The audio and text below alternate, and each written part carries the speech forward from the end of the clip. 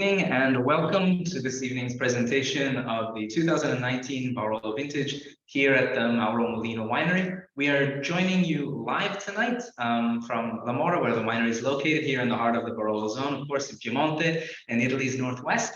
I'm joined tonight by the co-owners of Mauro Molino. We have brother and sister Matteo and Martina Molino.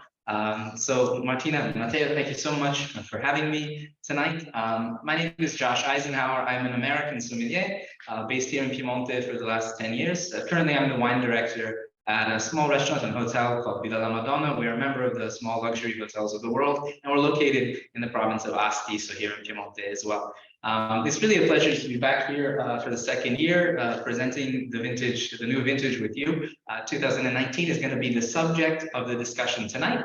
And in our goal to learn about it, we prepared a little presentation for you tonight. We're going to start with kind of a brief informal conversation about the vintage, trying to understand both what the growing season was like and then how the vintage presents itself actually in the glass. So we'll begin with a few questions that I've prepared. And then we'll move to the tasting portion, where we'll be tasting the Barolos from the 2019 vintage, the Barolo Classico and single vineyards. And again, talking about their specific personalities and trying to learn a little bit more about what makes them unique. After we do the tasting portion, we will move to questions that you have at home or at work, wherever you may be joining us live tonight. So we just ask you, please, to hold the questions until the end of the presentation. As that'll be a little easier to manage. So without further ado, we can get started. Martina, I will start with you. If I could just ask you to characterize 2019 as a vintage, to give us an idea of kind of its personality. So first of all, thank you so much, Josh, for being here with us tonight. So it's a great pleasure to have you back. My pleasure. And thanks to everyone that is with us tonight as well, connected. So for us, this is always a very important moment because it's really the introduction to the new vintage. And this year we have the 2019 vintage for Barolo to present to you. So we are honestly very happy and very enthusiastic about 2019 as a vintage. We think it's an exceptional vintage that is very beautiful right now, but it's going to be also a great vintage for the future, so for long-term vintage. 2019 really gave to us a wine that have fantastic deepness with a nice nerve also in terms of palate, but at the same time, as we were saying before, the nice thing is the finesse and the complexity. So really a great vintage. We also think that 2019 is probably one of the last classic vintage. So especially before like the enormous climate change that we are experiencing right now, probably 2018 would be one of the last vintage in its genre. And we can tell that also from the alcohol level, for example, that you can see in our Barolos in this vintage that is between 13.5 and 14 degrees alcohol level. Okay, thank you very much, Martina. So Matteo, my question for you then is, if you could characterize a little bit the 2019 growing season, what made it that unique and what kind of influenced, as Martina mentioned, this more classical personality? Yeah, about the climate in 2019, we can consider the climate a very regular seasonal climate. I mean, the winter in 19 was very, very cool, very freezing. We found too much snow, to be very honest, but very, very cold. Okay. After the spring was rainy, and it delayed a little bit the budding of the vine, about a week, 10 days delayed than a normal vintage. We found a lot of rain. I mean, the rain is very, very important during the spring, just to get a good water reserve for the plant during the summertime. And normally Piemonte is quite warm and normally quite dry too, especially in the last years.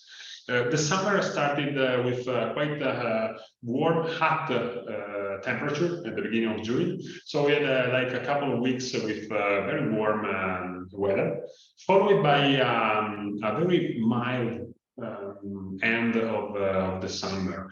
The autumn, that is always the most important period for the ripeness of the grape and for the personality of the wine, was very balanced, with a very important different temperature range between day and night. So it means warm day and very cool nights. It is very important for Barolo, especially because Nebbiolo for Barolo is a variety that has a lot of aromaticity. So this different temperature, this between day and night, get at the grapes a lot of aromatic content in. So it's gonna fix the color, get good aromaticity, and get a very good freshness and deepness to the wine. So the harvest for Barolo started the second week of October, and we harvested all the Barolos in 10 days. So on 19th of October, we finished the harvest in 2018. For the reason for this climate trend, we can say that 19 was a very classic vintage for Barolo. And if I have to compare 19 with another vintage, sometimes remind me a little bit 2010, for example. It was another very classic vintage, maybe a little bit bigger in terms of body, but with the same deepness, the same also aromaticity that remind me of 2010. Both you and Martina have alluded now to this concept of 19 being a classic vintage, and you also kind of alluded to the fact that the climate is changing here in Piemonte. My next question would be, Matteo, is can you explain specifically what that means here? How is the climate changing? And as a follow-up to that, how have you had to adapt in the vineyard with your agricultural practices? Yeah, thank you for the question. This is a very, very nice question. I mean, the climate change is something that we see every day. And we can say that after 2015 vintage, the climate change is becoming slowly faster. And now is a couple of years that is becoming very fast, honestly. Especially 2022, for example, was one of the driest vintage of ever in Piedmont. The climate change is not only in temperature, I mean, not only growing the temperature, but is more in low water. So that's a big problem. So we try to work in the vineyard every day by day, just to do something to protect the grape from the sun. So it's very, very important to leave all the vegetation around the grape, just to protect from the sun, and also to leave grass on the soil. Just because it's very important to get all the humidity possible to the soil and try to lower the temperature of the soil. Okay. I mean, there are a lot of practices that are very important. I mean, the work in the vineyard, the hour spent per year in the vineyard are growing every year, but we must work in that direction. We saw in 2022, for example, that was very dry, but the quality at the end was very, very good. So if you work well, you obtain great wine also in the hard season. I think that's really interesting, and I think it's a testament to the resilience of Barolo as a region, is the fact that you had to readapt kind of the way you're working in the vineyard, as you mentioned, in such a short time, to kind of re-envision and begin farming in a way that maybe historically wasn't done. So really, really interesting from my perspective as an outsider.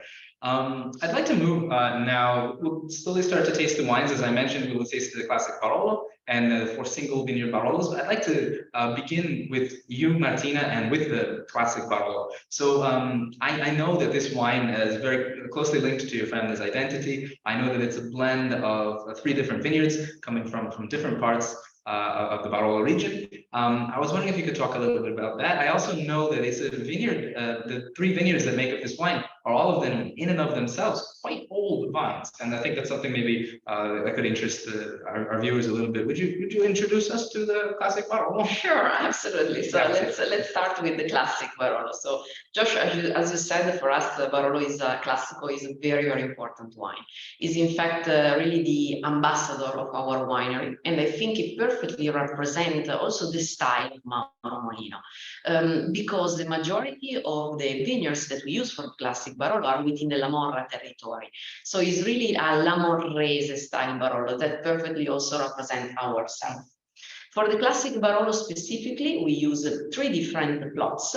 The one vineyard is in Annunziata, so we are in the lower part of La Morra. It's a vineyard that is about 240 meters altitude. It's really true also that the age of the vines right now is way older than in the past, and I think you can really notice that into the wine. The Annunziata MGA is really the area that gives more the profoundness to our classic Barolo. The second vineyard in the classic Barolo is in the higher part of La Morra. So La Morra is a very spread out municipality where we can make Barolo. So the areas are completely different one from the other. And Berry, the second MGA that we use, is way different compared to Annunziata. Is in fact an area that is quite high, is about 380 meters altitude-wise. And what is characterizing Berry is the fact that is higher up, there is a great switch of temperature between day and night. And even more, there is no protection from this vineyard to the Alps chain. So really this vineyard gets the heat and the breezy from the Alps. And that's why also in the classic Barolo, you have this fantastic aromaticity that gets more like mint and eucalyptus. And the third vineyard is in Monforte d'Alba, so not in the Morra municipality, but Monforte, which is very different territory, that gives more the grip and the structure to this wine. The classic Barolo then is aged for 20 months in large barrels, so it's all used barrels, and the maceration is about 2 weeks time. Okay, so with the classic Barolo, taking 3 unique personalities from different parts of the Barolo zone and combining it to kind of let each of those voices combine to tell a unique story, which is the classic Barolo. So let's taste it. Sure. So on the nose, the first thing, as Martino was saying, even if there's a combination of vineyards from La Morra and Perno, for me, the nose is very much a La Morrese or a Barolo coming from La Morra. It has a very big aromatic floral nose, lots of rose and violet. And this kind of extreme elegance. And also, you know, the wine is in its youth, so still getting a lot of fresh red fruits, almost like, yeah, that kind of like a wild or like a sour cherry note coming in there.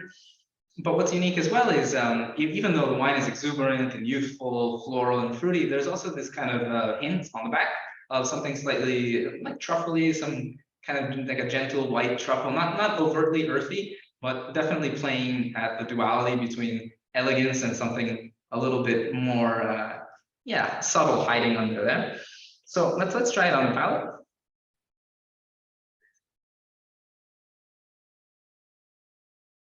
Yeah, on the palate, I can definitely confirm those kind of bright red fruits. I think I said something like sour cherry, but maybe there could also be like a hint of pomegranate or something, or like rebus, but more brighter red fruits.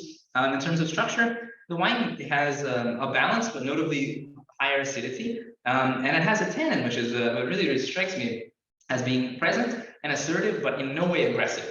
It's a very, very pleasant tannin. Sometimes one of the problems with younger Barolo, or one of the challenges, that tannin can be very aggressive, that for certain wine drinkers, it can become not pleasant, but this is an extremely pleasant tannin, and it seems to be very much at harmony with the acidity. The acidity kind of making my palate like salivate a little bit, and actually kind of making me want to drink more. Or have a piece of cheese or something, but no, like just to kind of characterize the wine in general. Extremely elegant, focused, with this again persistent but delicate tannin. So yeah, good work, guys. Thanks, Josh. Really nice. So we're going to move now to the single vineyard wines, and Martina and Matteo have decided to kind of divide them into 2 categories this evening. So first, we're going to be tasting Galinotto e la Serra. And those are vineyards that are located in the higher elevations here in the commune of La Morra. Keep in mind that all of these 4 wines that we'll be moving on to, all of them come from La Morra commune, but I'll let Matteo talk a little bit more about that. So starting with the higher elevation wines, it'll be interesting to taste them together, because even though they're both higher up on the hill, one is in a completely different exposition than the other. So one is facing towards the mountains, the other facing towards the valley here, towards Barolo. And then we'll move on to tasting Bricolucciani and Conca. which are two vineyards located here in the lower part of La Mora, very, very close to the actual estate where the Mauro Molino winery is. Two vineyards that are historically very well linked to this property. I'll let Martina talk more about that in a little bit. So Matteo, we moved to Gallinotto. Can you tell us a little bit about the vineyard site and the personality of the wine? Yes, of course. So Gallinotto is one of our single vineyard. We make in total 4 different single vineyard, like Josh said before, 2 in the higher side of La Mora and 2 in the lower side of La Mora. And this is very important for us just to get an idea of the potential of the terroir of La Mora. So every single vineyard for us has to express a different terroir. That has to be different to the other. 2019 was a vintage like all the great vintage and mostly the classic vintage that really exalt a lot the difference in between the difference. So let's start with Gallinotto. Gallinotto vineyard is a small plot in the MGA Berry in the higher side of La Mora. Like Martina described before Berry for the Barolo Classico, our vineyard we use for Gallinotto is just in the heart of the Berry MGA. It's 1.5 acres, just in front to the Alp. I mean, Gallinotto is a southwest exposition. It's like a natural amphitheater, just in front to the mountain. And this is the real characteristic of Gallinotto, just because the breeze from the mountain arrive directly to the vineyard. So there's no protection, there's no barrier between the vineyard and the mountain. And it gets at the wine for sure some unique characteristic, you know, as the mint, the licorice, this freshness. Gallinotto was rediscovered by our father at the beginning of the 90s when bought the first hectare in Gallinotto. And it's a vineyard that for us, for the single vineyard, and also in the blend of the Classico, is still very, very important. Just because the altitude really get a lot of freshness, and it's very important also with this climate change. Mm-hmm. So we will move then to taste the Gallinotto. Thank you very much, Martina. Of course. So start with the nose. Right away, the nose, if we're going to compare it to the classic Barolo, is much more herbal. In terms of fruit, it's a little bit more restrained, but still these kind of high tone notes of red fruit. But what I'm getting more is, like Matteo was saying, this kind of this mintiness, almost like an herbal balsamic quality, which is something that I always associate with Gallinotto, and definitely in the 2019 vintage, no surprise there. Very, very pretty, clean nose. Let's see on the palate if we can confirm what we smell.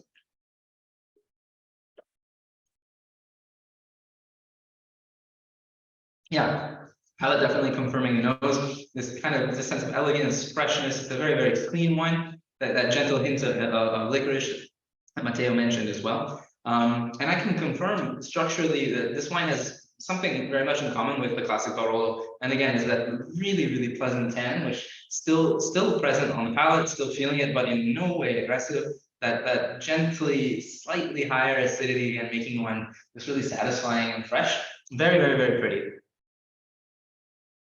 Yeah, nice work again. There you go. So this was Gallinotto. Now I ask you, Matteo, we're going to move to La Serra, which is in a similar location in terms of altitude to Gallinotto, but a vineyard with a different personality. Can you tell us a little bit? So the idea to compare Gallinotto and La Serra is very interesting, just because are both in a very high altitude and high elevation.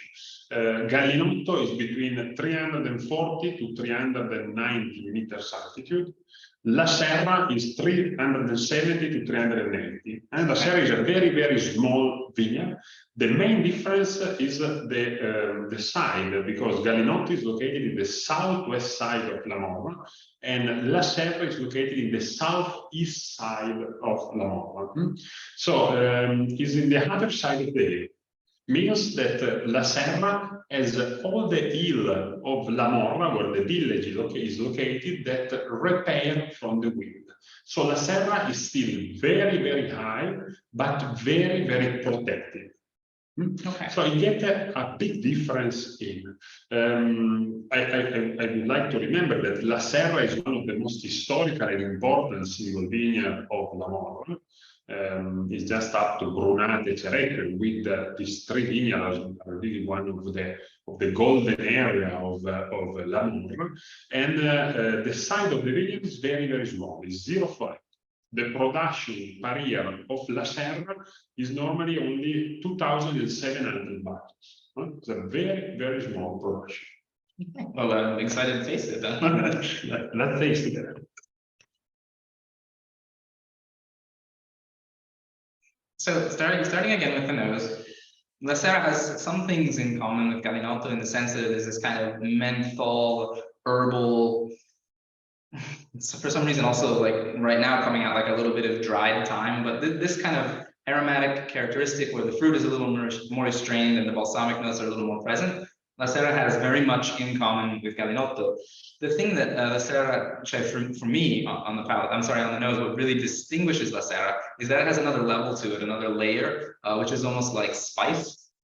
Something like a cinnamon, you can say like Christmas spices, you know, clove, this kind of other aromatic level, which Galinotto is more clean, it's more focused on freshness. La Serra is more of a combination of what I'm just talking about the nose now, two different personalities. So it's duality between spice and again that herbal quality that it has. So let's taste.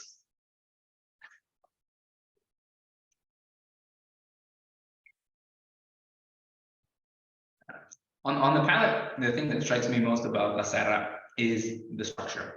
It has an austerity to it, a certain amount of tension. So the push and pull between this tannin, which is much more palpable, and the acidity just kind of creates this sensation in the wine of like almost walking on a tightrope. In terms of fruit, you know, if we're going to compare it, maybe even to take it back to the classic Barolo, we have this very present kind of cherry fruit on the palate. La Serra is not so much in that vein. It's a lot more racy, it's a lot more concentrated. It's a wine that's much more about structure and aromatics. Really, really exciting to taste. So I don't know if it's making sense what I'm saying, Matteo, or if you had anything to add. Yeah, it's completely true, of course. And what I really find interesting is really this tasting Galinotto and La Serra, no? To compare the two vineyards. It's still very, very, very interesting. And maybe this is something that we all take for granted, but you know, we're talking about the same grape from the same vintage. In the case of the four wines we're tasting now, the only variable is a little bit, to a certain extent, the vinification, but the main variable is the location, that idea of terroir, and to think that the wines can be so, they have something in common, but to be so different and to have their own personalities at such a close geographical distance from one to the other it's pretty exciting. It's a really magic, yeah. Yeah, it's you know, we take it for granted because we have the pleasure of being here frequently. You know, you guys are from Piemonte, but it's a very unique wine growing region where you can have this difference and observe it in such a small area. So La Serra was absolutely beautiful. With your permission, we'll move down the hill geographically to the vineyards of Bricolucciani and Conca, which historically were parts of this estate. And Martina, if you could talk a little bit about the difference in the vineyards specifically, and then we'll begin with the tasting of the Luciani vineyard. So I pass to you. Thanks, Josh. So yeah, now we pass to Bricolucciani. So Bricolucciani is basically part of the property since the beginning. So we are moving to really the most historical single vineyard of our estate that are Bricolucciani and Conca. So in this case, we are in the lower part of La Morra. So we are back at an altitude of about 240 meters elevation-wise. What is characterizing Bricolucciani is really the soil type, which is really calcareous soil with about 20 to 30% of sand in it. And I think this is really the key point on this wine. In fact, Bricolucciani to me is always the most elegant among the five, and is also the most probably Lamorrese style of the range. Bricolucciani, as I mentioned before, was bought by my grandfather in the early 50s, but replanted in the early 70s. So we are talking about 51 years old plants. What is characterizing also Bricolucciani is the exposure, that is southeast exposure. We personally think that the southeastern exposure, especially lately with the global change of the climate, so that is going more on the warm side, the southeastern exposure are taking a lot of benefit because basically they get more the sun from the morning instead of the one from the afternoon that tend to burn a little bit more the grapes. About Bricolucciani, the size of the vineyard is less than a hectare and is 0.7 hectare. In fact, in an average vintage, we produce around 4,400 bottles a year. But I want to mention that specifically in 2019, Bricolucciani was slightly hit by a hailstorm on the eastern part. Luckily, the most and beautiful exposed part, which is the southern one, was not touched. But we have to diminish the production of about 4,100 bottles per year. And the vinification for Bricolucciani is the same as Gallinotto, which is 20 months, partially in big barrels, in the troncoconic big barrels, and partially in used barrel. Okay, thank you, Martina. So let's taste 2019 Bricolucciani. And the first kind of impression is that instead of these kind of high-tone red fruits like we were talking about with the first few wines, they were kind of more on the cherry. This one is more like strawberry, something a little ripe, almost like a fresh crust strawberry. And in true Lamora tradition, lots of flowers, lots of rose petal, almost like a gentle kind of potpourri. There's something that starts to come out now. I don't know if it's because we're changing altitude or if it's the vineyard personality itself, but there's kind of like a gentle, almost like a cigar box quality to it. It's yeah. Very, very pretty nose. We know when you smell wine like this, you know you're in Lamora.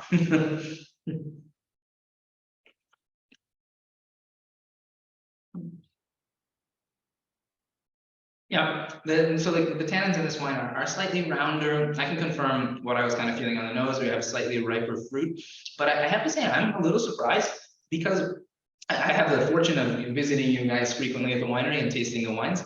And Bricolucciani, in some vintages, it's a little rounder, it's a little sweeter, and I feel a consistency with the 2019 vintage where I feel it's a certain amount of restraint.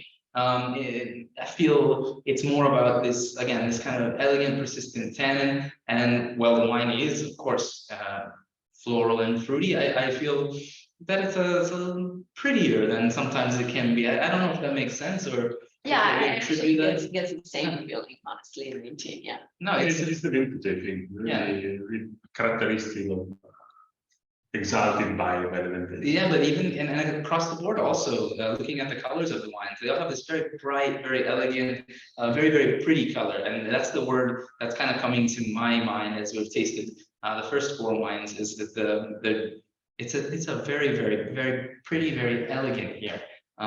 Very, very satisfying. So that was a fun surprise, I have to say. Glad to hear that. Yeah. If it's okay with you, Martina, we'll move to Conca. Sure. Yeah. So let's move to Conca. Conca is really our flagship wine. So I mean, really the wine of our hearts. Conca is in fact the first single vineyard Barolo that our father Mauro started to do in 1982. Was also the reason why our grandfather Giuseppe moved from the Monferrato area to Lamora in the early 50s. And also for me and Matteo really represents a milestone.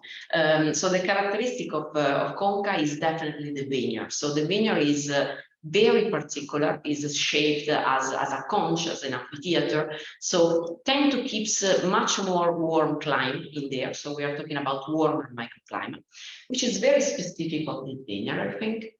Plus, the Conca is also the third smallest vineyard within all the Barolo area. So we are talking really about a niche wine.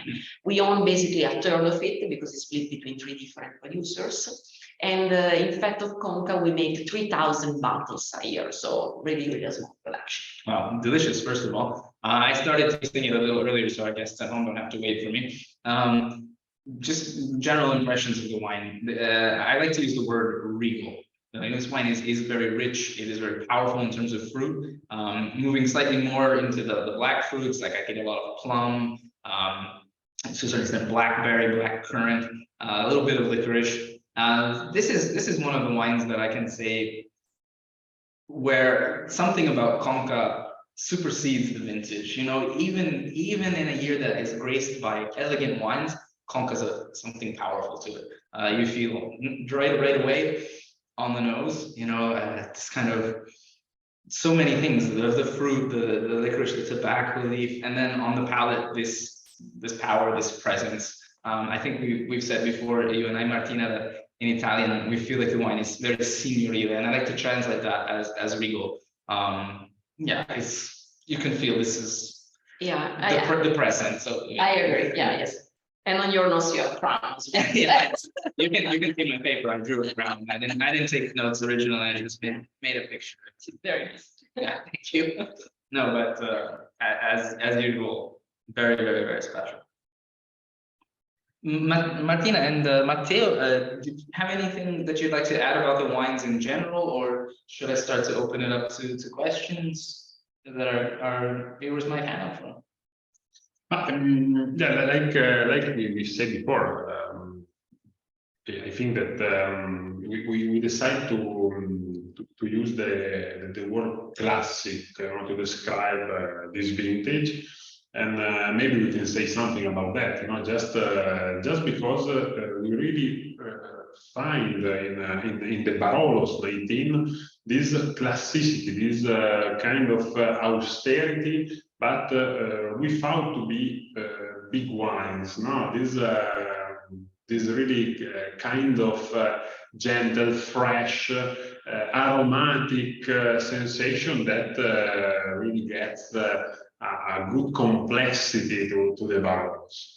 Yeah, and just I give you also a little background on that. So it's like a funny game that me and Matteo we are doing, like in every new vintages of Barolo, that is since some years now, which is finding an adjective to every different vintages that we present.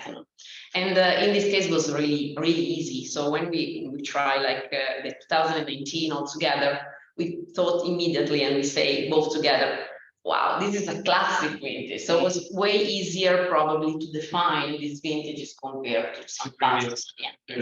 And we also recognize in 19 a kind of vintage that are very enjoyable since the young, because as this good quality tannin. I mean, it's not too heavy to be a classic vintage, not too strong. But we really believe that the aging potential of this vintage can be really huge. So that's also part of classic vintage, the noble. And I'd like to add something onto that, but I will just encourage those of you watching now live, if you do have questions, if you'd like to start to ask them, I'll summarize a little bit, but we're ready to take questions. You were saying about this idea, Matteo, of it being a classic vintage, but at the same time, there's an accessibility to it, which for me, there's something so pretty and so delicate about this vintage. At the same time, we're talking about Barolo, so you're talking about a wine that has an extreme longevity, something that can be cellared for a very long period of time. It's especially with the first four wines, I'm really struck at this kind of juxtaposition of beauty and power. It's delicate, and at the same time, it's delicate and elegant, and at the same time, it has this tannin and it has this acidity that will ultimately add to its hopefully long life. Very, very interesting kind of juxtaposition of structural elements. So we will wait a little bit to see if you have any questions for those of you following us, and if we could elaborate on any of the things that we've brought up so far, or if perhaps there were questions not necessarily even related to what we were talking about. Martina and Matteo are at your disposition, so please feel free to ask questions. I'm gonna feel free to taste a little more.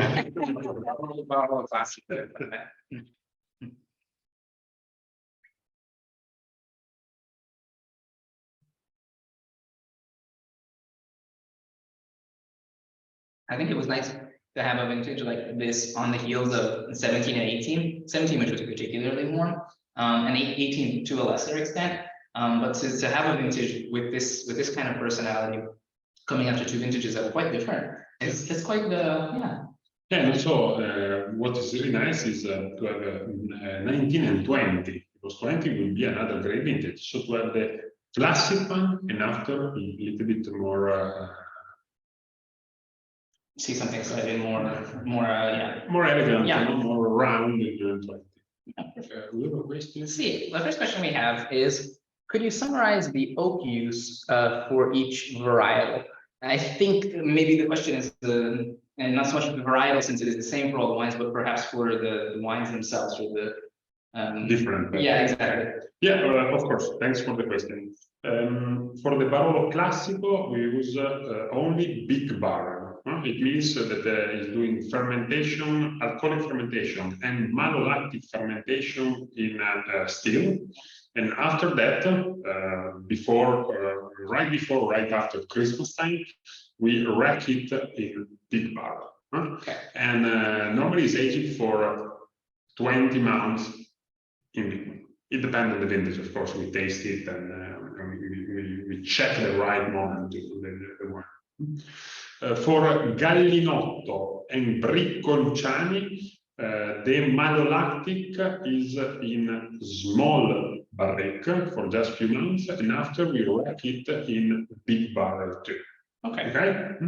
So it means 4 months in small barrel and another 14, 15 months in big barrel. Okay. For Conca and La Serre, at the smallest production, we use 100% small barrel.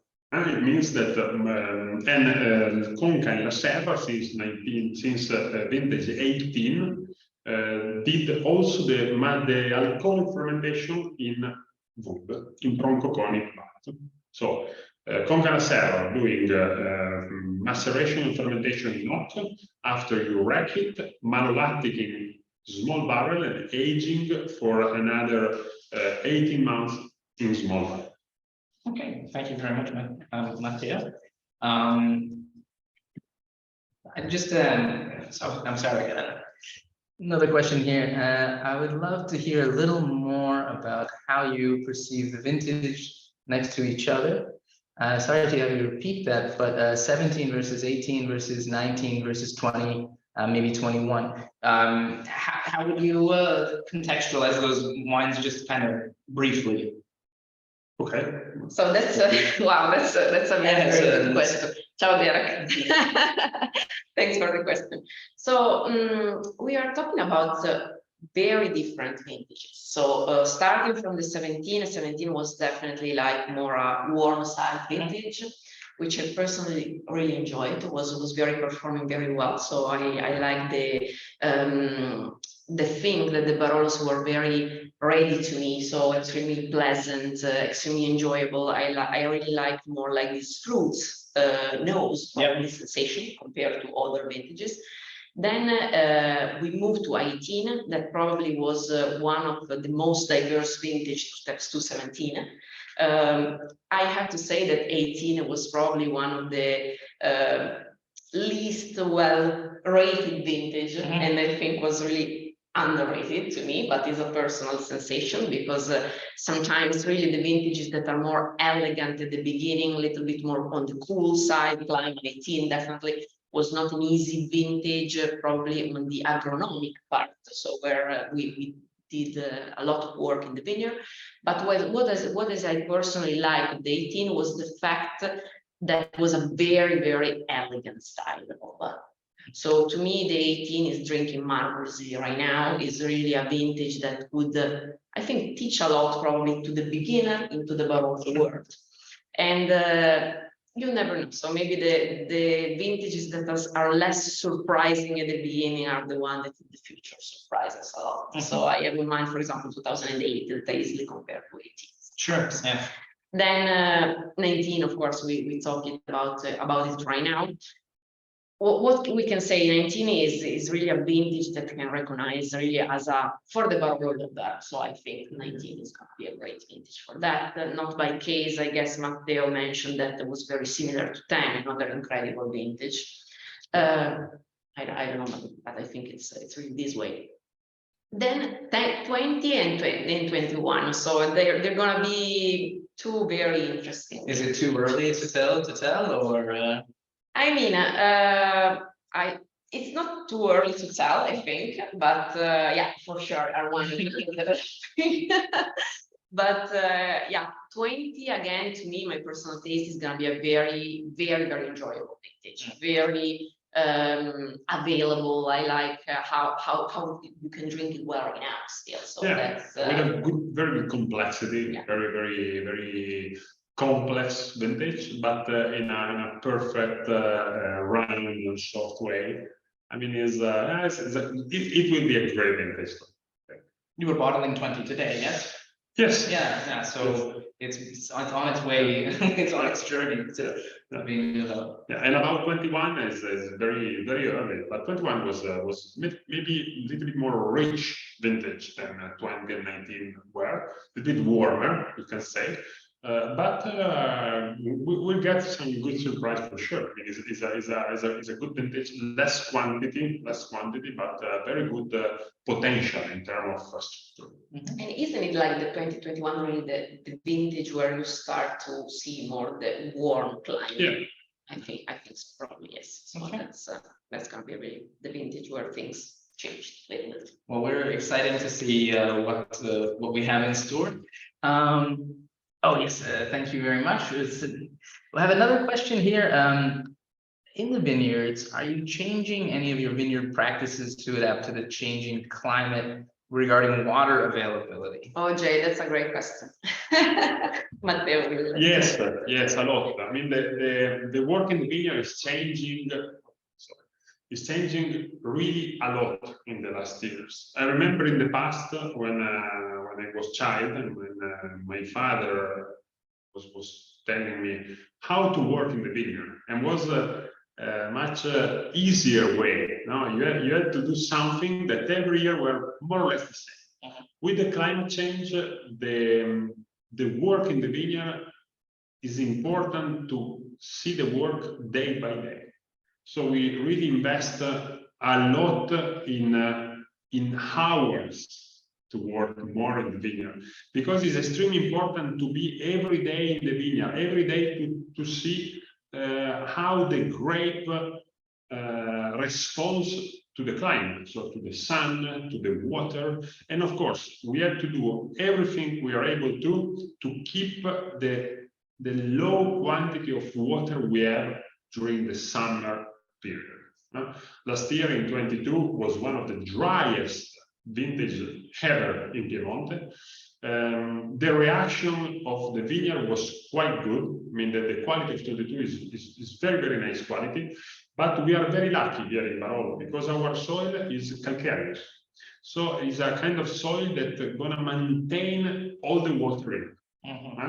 But we have to work a lot just to don't lose. It's very, very important. It's very difficult for the future. It's very difficult, but we have to use all our energy and our knowledge to do that. Yeah, like I said, when we sort of touched on this at the beginning of the discussion, I think it's a testament to the resilience of the people in this area to totally learn new vineyard practices and challenge kind of traditional methods as an effort to preserve this incredible product that's made here. Matteo, just we have one clarification. If you could just clarify when you're talking about oak aging, specifically what kind of oak are we talking about? Historically, we use only French oak. Small or big barrel are French oak. Why? Because French oak is much more expensive, but we recognize in the years a very high quality. I mean, the quality standard, the quality level is very, very good. We use the majority of our wood is not toasted, so it's neutral. for sure for all the big barrel, but also for the small one. The majority are not toasted, Okay. but 100% French. Thank you very much, Matteo. And so, with another question we have, will less water, like 2022, result in more concentration and less number of bottles? So in a more vintage like that, will you produce less wine generally? Will wines be more concentrated? For sure, the quantity may be less. Okay. So that's something that we have definitely noticed. We have to say also that 2022 was really a vintage that really tough us in many ways. But at the end, we were very surprised on how the vineyards and the vines as a plant is really resilient. So really, this is the magic of these plants. No? That we have to say also that we are quite fortunate to have all vines, and all the vines go way more deep into the soil. But again, and this is really the magical things. So the vines really helps herself. So that's that was really magical. It was very different from areas to areas. So for example, here in the Barolo area, we ended up to have at least some water that was a lot of water, like in one time, but at least was some water. So that, thanks God, was very, very important. Was a little bit different story, for example, in the Monferrato area where we have the Barbera d'Asti, was a little bit more dry, but again, the vines, very old spot. So is really a situation that we should watch carefully. Sure. But as you said, the resilience of the viticulture and of the vines as well will help a lot. Yes, Yeah. but we have to consider the low, especially for Barbera, in much more Barbera than Nebbiolo. For Barbera, last year we had between less 20 to less 30% production. So it's quite a big reduction. Yeah. Okay. Thank you, guys. Now we have another question, and I'll let you decide who wants to answer this. But how do you prepare for increased demands regarding biologic, I guess you could say organic or biodynamic production? Okay. So that's another very, very good question. So actually, I think it's going to be more like a natural passage that what we were thinking in the past, because now is really the climate that is asking us to work more in this way, and to change. So as Matteo mentioned before, for example, we have changed completely the way of acting into the vineyard in order to prevent really this extreme climate. And so when in the past, all the practices into the vineyard was more like a very motto. I mean, everything was very like, today we have to do that, tomorrow we're gonna do that. Now it's changing completely. So we need to follow the weather question. Sure. So as Matteo mentioned, what we have introduced lately since some years now, we are doing like the cover crop in all our vineyards in order to prevent the erosion of the soil, because right now when the water arrives, it arrives really like a bomb of water in one shot, and that's very diverse in the past.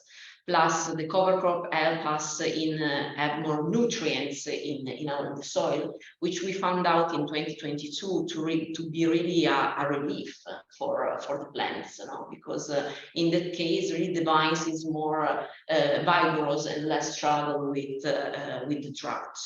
Another thing that we are doing is really to protect more with the leaves, the canopies. So that's another very, very important practice. We are using like the natural manure more and more, because we have really seen that a soil that is healthy can be way more benefit for the plants and also prevent all these weather important climate that we have right now changing. So I think it's going to be more natural that we think this fast. It's nature asking you to be more natural. Correct. That's very interesting. Yes. Yes. No, thank you very, very much, Martina and Matteo, for the explanations, and thank everyone very much for all the really good questions. If there are no more questions at the moment, I would leave the last words to Matteo and to Martina. I just want to say hello to Henrik. Oh, He's really a fan of us, and we will say for sure hello to Sarah. Thanks a lot for watching us, so all of you. And I would just like to thank you both again for having me here. The wines are incredible. I'm really impressed with the vintage, and it was very useful also from a personal perspective to get to know the wines a little bit better. So thank you both. No, thanks a lot to everybody to get the time, you know, to follow us. Is an honor for us. Thank you, and thanks, Josh. Yeah, for your time and your fantastic. it was my pleasure. Thank you so much. Grazie. Thank you. Ciao. Ciao a tutti. Non tocchiamo. Ok.